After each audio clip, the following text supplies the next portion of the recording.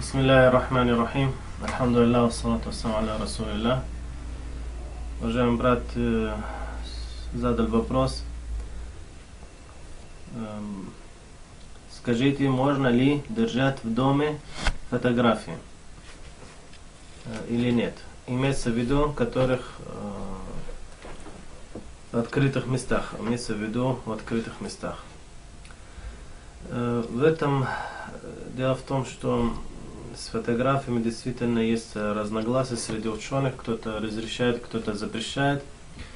Причина этого разногласия кроется в том, что слово «суар», которое в хадисе изучали, что Мухаммад саллаллаху алейхи вассалям запретил делать суар, запретил держать суар в доме, что дом, в котором находится суар,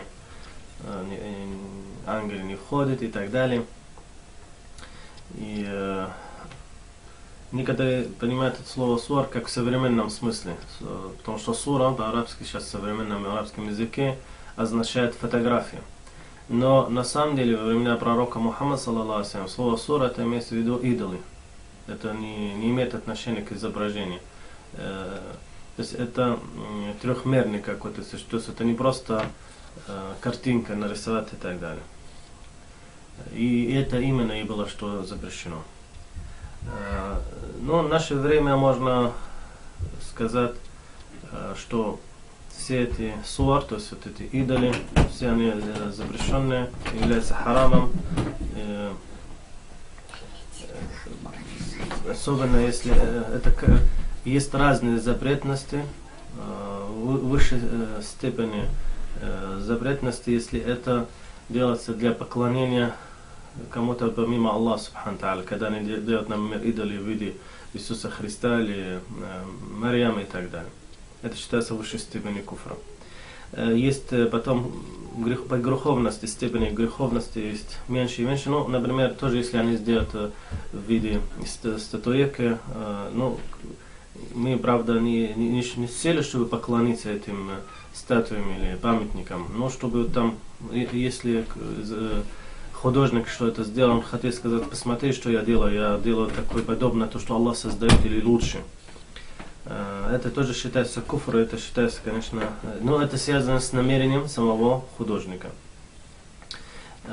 Также есть, если тоже изображает того, который не поклоняется ему, как великий, там, скажем, людей в своих обществах, царей или какие-то лидеры или исторические личности, делать для них памятник и так далее,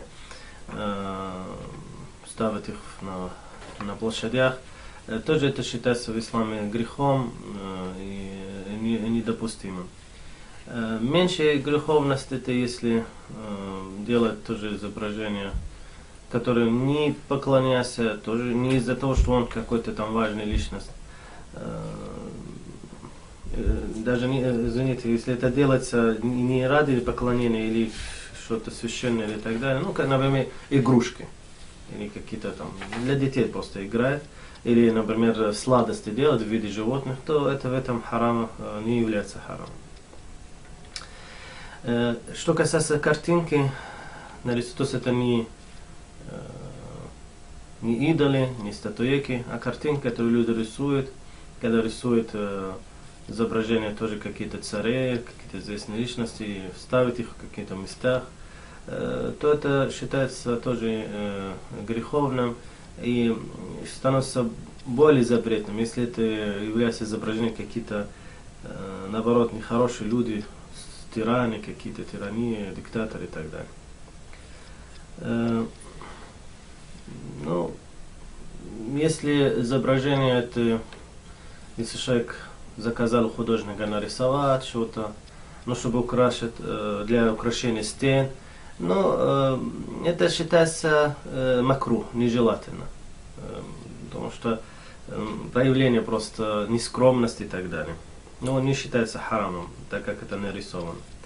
А что касается статуэки или памятники, всех вещей, которые в них нет души, то есть деревья, там, не знаю, кораблики, горы, ну, что-нибудь такое то в этом ничего греховного нету и не считается как бы проявление какой-то нескромности. А вот что касается фотографии, то, что мы у нас на сегодняшний день имеем, это современные фотографии, то ничего запретного в этом нету.